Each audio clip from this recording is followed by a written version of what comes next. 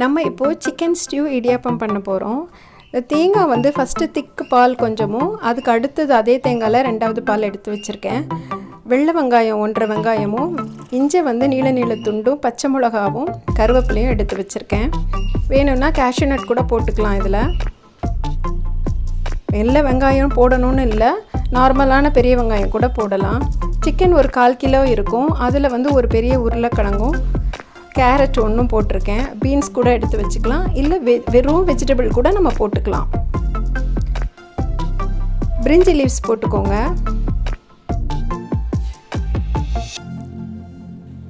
அன்னாசி பூ அது போட்டுக்கோங்க. 2 ஏலக்காய் போட்டுக்கோங்க. பட்டை, ஒரு துண்டு பட்டையை வந்து நான் உடைச்சி போட்டிருக்கேன். இஞ்சி வந்து நீள நீள துண்டாக நறுக்கி போட்டிருக்கேன்.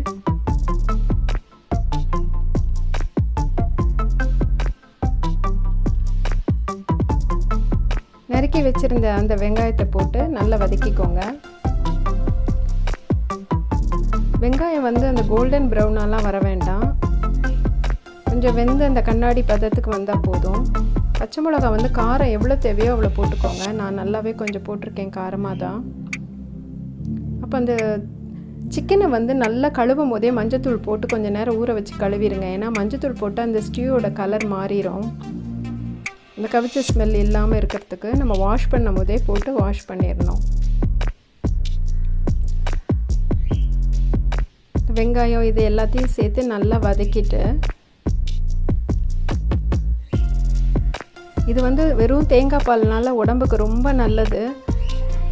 டெய்லி என்ன செய்கிறது, சைட் டிஷ் சப்பாத்திக்கு இடியாப்பத்துக்கெல்லாம் யோசிச்சிங்கன்னா இது வந்து நல்ல ஒரு பெஸ்ட் காம்பினேஷன். இப்போ வந்து நான் அந்த 2வது பாலை ஊற்றிருக்கேன், கொஞ்சம் தண்ணியாக இருக்கிற பாலை. ஏன்னா இறக்கும் போது தான் நம்ம திக் பால் ஊற்றணும். இப்போ தேவையான அளவு உப்பு போட்டுக்கோங்க. இதில் நம்ம மட்டனில் கூட செய்யலாம்.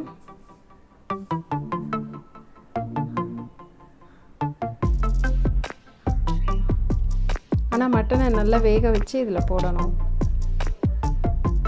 இடியாப்பத்துக்கு வந்து நான் ஒன்றுமே பெருசாக செய்யலை.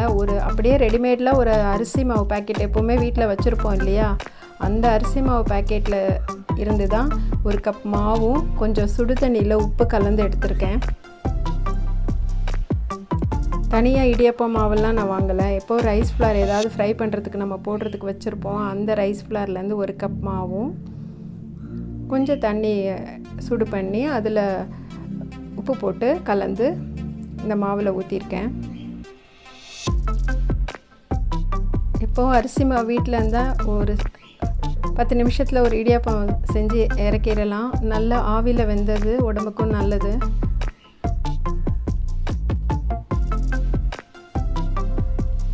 நிறைய பேருக்கு தெரிஞ்சிருக்கும், தெரியாதவங்களுக்கு நான் சொல்கிறேன்.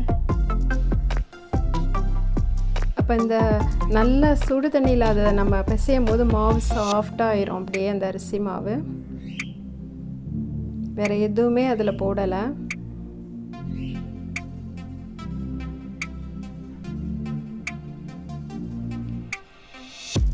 இப்போ பாருங்கள், அந்த பாலில் அந்த சிக்கன் நல்லா வெந்துட்டுருக்கு. உருளைக்கிழங்கும் அந்த காயும், எல்லா காயும் போட்டுக்கலாம். பட்டாணி போட்டுக்கலாம், பீன்ஸ் போட்டுக்கலாம், வெறும் வெஜிடபிளில் கூட நீங்கள் வைக்கலாம். ஆக்சுவலாக நான் இது வந்து வீட்டில் செய்கிறத அப்படியே எடுத்து போட்டிருக்கேன். இப்போ நம்ம அந்த அச்சில் லைட்டாக எண்ணெய் தடவிட்டு, இந்த தட்டு நான் அந்த சிக்கந்தர் ஸ்டோரில் வாங்கிட்டு வந்த இடியாப்பம் பிளேட்டு நல்ல யூஸ்ஃபுல்லாக தான் இருக்குது. இந்த நம்ம பிசைஞ்ச மாவை போட்டு இதை நல்லா நான் எலுமிச்சம்பழம் புழிஞ்சி சுடு தண்ணியில் வாஷ் பண்ணி வச்சுருக்கேன். இந்த அச்சை கலர் மாறாமல் அப்படியே இருக்குது. இப்போ நல்லா இந்த தட்டில் புழிஞ்சிக்கோங்க. ரொம்ப மேலே புழிய வேண்டாம், ஏன்னா அந்த ட்ரேக்குள்ளே போடும் போது நம்ம மேலே அமுங்கிரும் இடியாப்பம். ஸோ ஒரு லேயர் புழிஞ்சால் போதும். அதில் வேகவும் டக்குன்னு வெந்துடவும் செய்யும்.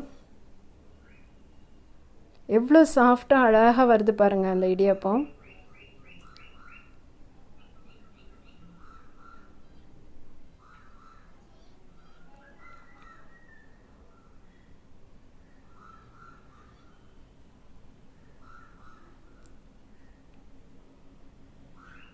உங்களுக்கே தெரியும் அந்த சிக்கன் வெந்துடுச்சா என்ன, உருளைக்கிழங்குலாம் வெந்துட்ட உடனே ரொம்ப குழைய வேண்டாம் உருளைக்கிழங்கு. அப்போ நம்ம இந்த ஃபஸ்ட்டு பால் எடுத்தோம்ல, திக் பால், அதை ஊற்றிடுங்க. ஆக்சுவலாக இதுக்கு நான் ஒரு தேங்காய் பால் எடுத்திருக்கேன். அப்போ தான் ருசியாக நல்லாயிருக்கும், அந்த டேஸ்ட்டாக இருக்கும்.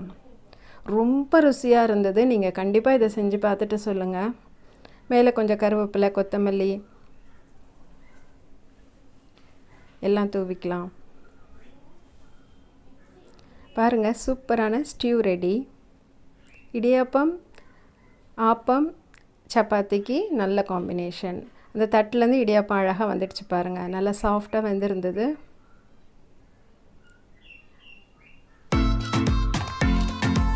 ப்ரிப்பேர் பண்ணி பார்த்துட்டு எனக்கு கமெண்ட்டில் சொல்லுங்கள். தேங்க்யூ.